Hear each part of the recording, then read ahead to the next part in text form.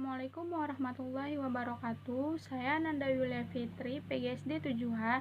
Saya ingin menyampaikan hasil proposal mini daring saya yang berjudul Pengaruh Model Kooperatif Tipe NHT untuk Meningkatkan Kemampuan Perkalian Siswa Kelas 4 SD 010001. Dosen pengampu saya yaitu Ibu Beta Rapita Silalahi, SPD MPD. Pada bab 1 terdapat latar belakang masalah. Dengan memahami semua mata pelajaran yang terdapat di dalamnya pelajaran matematika dengan materi perkalian yang akan memudahkan manusia untuk menjalani kehidupan. Banyak orang yang beranggapan ketika kita sudah memahami perkalian dan membaca, maka kita dapat memudahkan kehidupan kita.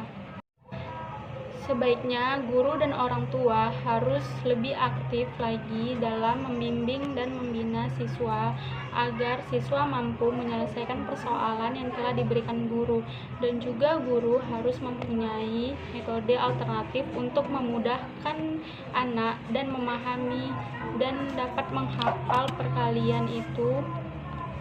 Pada latar belakang terdapat identifikasi masalah, yaitu siswa-siswi kelas 4 SD masih banyak yang belum mampu dalam memperhitungkan perkalian 4, 6, dan juga 7. Akan tetapi perkalian 5 mereka sudah, karena itu menurut mereka mudah. Dan juga guru harus menggunakan metode yang tepat dalam membimbing anak mengenai perkalian. Rumusan masalahnya adalah apakah adanya hubungan antara metode pembelajaran dengan meningkatkan kemampuan perkalian di kelas tinggi, yaitu kelas 4. Yang E, terdapat manfaat penelitian. Manfaat penelitian itu dibagi menjadi 4 bagian, yaitu manfaat bagi siswa, bagi guru, bagi orang tua, dan juga bagi sekolah. Bagi siswa, manfaatnya yaitu dengan menggunakan metode pembelajaran kooperatif tipe NHT, siswa dapat menjadi paham bagaimana cara mengerjakan perkalian dan mudah dalam menyelesaikan tugas yang telah diberikan oleh guru, sehingga siswa lebih semangat dalam belajar. Bagi guru, yaitu dengan menggunakan metode pembelajaran kooperatif tipe NHT, menjadikan guru mudah dalam mengajar perkalian terhadap siswa dan keberhasilan pembelajaran terlaksanakan. Yang ketiga, terhadap orang tua. Orang tua dapat mengetahui kualitas anak, sehingga orang tua dapat membantu proses belajar anak di rumah. Dan juga yang keempat yaitu sekolah, menjamin kualitas yang menghasilkan tamatan murid yang cerdas. Dan terdapat juga hipotesis, yaitu HO-nya tidak terdapat pengaruh antara sebelum dan sesudah mengadakan penelitian. Yang H-nya terdapat pengaruh antara sebelum dan sudah mengadakan penelitian. Selanjutnya, pada bab 2 terdapat kajian pustaka. Yang pertama, pengertian pengaruh, yaitu pengaruh adalah daya yang ada atau timbul pada orang atau benda yang dapat mempengaruhi perwatakan atau sifat seseorang. Yang bagian B, pengertian metode. Metode adalah cara atau upaya untuk mencapai tujuan. Selanjutnya, pengertian kemampuan. Kemampuan menurut Stephen adalah kapasitas individu untuk melaksanakan berbagai tugas dalam pekerjaan tertentu.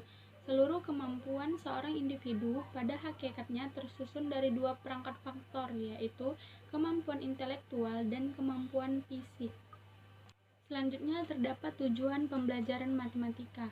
Berdasarkan lampiran Peraturan Menteri Pendidikan dalam Permendiknas Nomor 22 Tahun 2006 tentang standar isi, disebutkan bahwasannya pembelajaran matematika bertujuan supaya siswa memiliki kemampuan sebagai berikut. Yang pertama, memahami konsep matematika. Yang kedua, menggunakan penalaran pada pola dan sifat. Yang ketiga, memecahkan masalah yang meliputi kemampuan memahami masalah, ulet merancang model matematika, menyelesaikan model dan menafsirkan solusi yang diperoleh. Yang keempat, mengomunikasikan gagasan dengan simbol, tabel, diagram, atau media lain untuk memperjelas keadaan atau masalah. Yang kelima, memiliki sifat menghargai kegunaan matematika, dalam kehidupan, yaitu memiliki rasa ingin tahu, perhatian, dan minat dalam pembelajaran matematika, serta sikap ulet dan percaya diri dalam memecahkan masalah. Yang D, terdapat pengertian model pembelajaran kooperatif tipe NHT.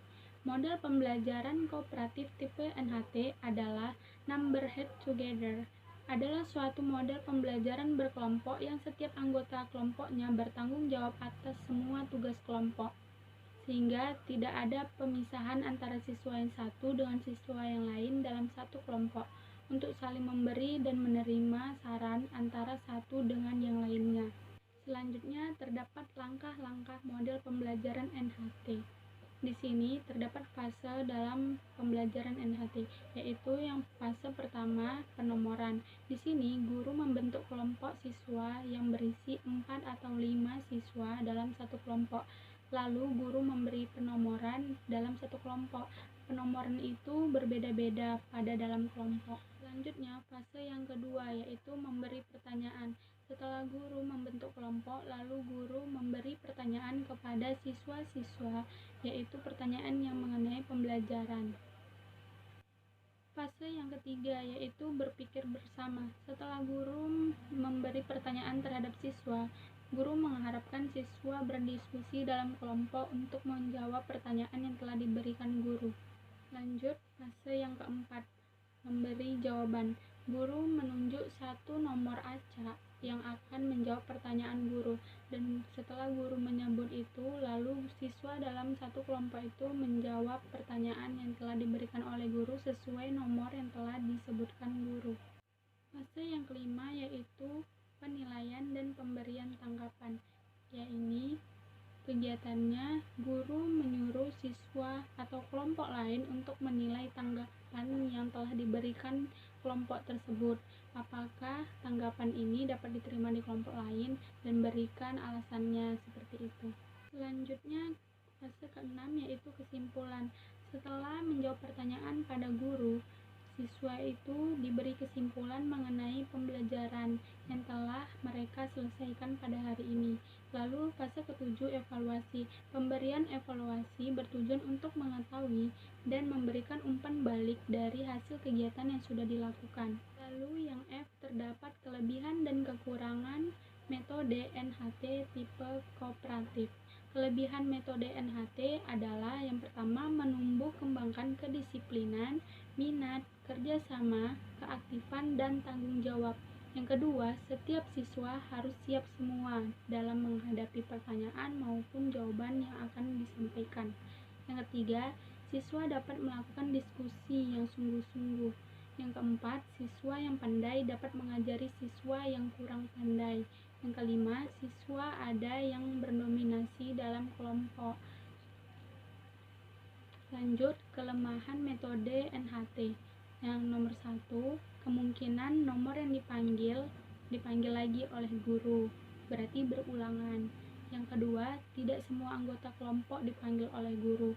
Mungkin di sini kalau tidak semua, pasti ada siswa yang merasa kecil hati, kenapa aku nggak dipanggil, seperti itu. Yang keempat, siswa yang pandai akan cenderung berdominasi sehingga dapat menimbulkan sifat minder dan pasif dari siswa yang lemah. Yang keempat, waktu yang dibutuhkan lebih banyak. Yang kelima, pengelompokan siswa memerlukan pengaturan tempat duduk yang berbeda-beda serta membutuhkan waktu khusus. Selanjutnya masuk bab 3, yaitu metode penelitian. Yang A, metode penelitian. Yang digunakan dalam penelitian ini adalah eksperimen. Yang B, desain penelitian. Penelitian ini termasuk penelitian tindakan. Rancangan penelitian ini adalah menggunakan metode one group, pre-test, dan post-test design. Untuk lebih jelasnya dapat digambarkan sebagai berikut. Berikut terdapat tabel desain penelitian. Di sini ada tabel desain penelitian dan juga penjelasannya di bawah. Selanjutnya C, waktu dan tempat penelitian. Penelitian ini dilaksanakan pada bulan Januari tahun 2020, semester genap tahun pelajaran 2020-2021. Tempat penelitian ini dilaksanakan di SD Negeri 010001. Selanjutnya yang bagian D, terdapat populasi dan sampel. Populasi penelitian ini adalah seluruh siswa kelas 4 SD Negeri 010001 yang terdiri dari 2 kelas dengan masing-masing kelas berjumlah 45. Dengan demikian, jumlah keseluruhan kelas 4 SD Negeri 010001 adalah 90 siswa. Sampel penelitian yang menjadi sampel dengan penelitian ini adalah siswa kelas 4 SD Negeri 010001 yang terdiri dari 4A yang berjumlah 13 siswa dan kelas 4B yang berjumlah 13 siswa. Jumlah tersebut diperoleh dari teknik pengambilan sampel random sampling dengan persentase pengambilannya sebesar 30%. Dengan demikian, kelas 4 SD Negeri 010001 yang berjumlah 90% dalam setiap kelas hanya diambil sebanyak 30 dan diperoleh 13 siswa, dan jumlah dari kedua siswa tersebut adalah 26, 13 dari kelas A dan 13 dari kelas B. Yang E, terdapat variabel dan indikator. Variabelnya yaitu penelitian ini terdiri dari variabel terikat dan variabel bebas. Variabel bebas yaitu hubungan metode pembelajaran, sedangkan variabel terikat yaitu kemampuan perkalian berhitung tingkat tinggi yaitu kelas 4. Indikatornya yang pertama dapat menyebutkan hasil perkalian 4, 6, dan 7. Yang kedua, menyelesaikan tugas perkalian 4, 6, dan 7. Yang ketiga, menyelesaikan persoalan mengenai KPK dan FPB, yaitu menyangkut tentang perkalian juga dengan menggunakan cara perkalian. Selanjutnya terdapat instrumen penelitian. Bentuk instrumen penelitian yaitu instrumen yang digunakan dalam penelitian ini adalah instrumen tes. Instrumen tes berbentuk soal yang digunakan untuk mengumpulkan data siswa kelas 4 SD yang mampu menjawab soal perkalian secara tertulis. Bentuk instrumen disusun oleh guru atau peneliti sendiri. Adapun bentuk instrumennya dapat dilihat pada tabel di bawah ini. Bentuk instrumen atau soalnya itu seperti ini. Yang nomor 1, carilah KPK dari 6 dan 7 menggunakan metode sederhana yaitu kelipatan. Yang nomor 2, carilah KPK dari 8 dan 9 menggunakan metode sederhana yaitu kelipatan juga. Yang ketiga, selesaikanlah KPK dari 8 dan 9 menggunakan pohon faktor.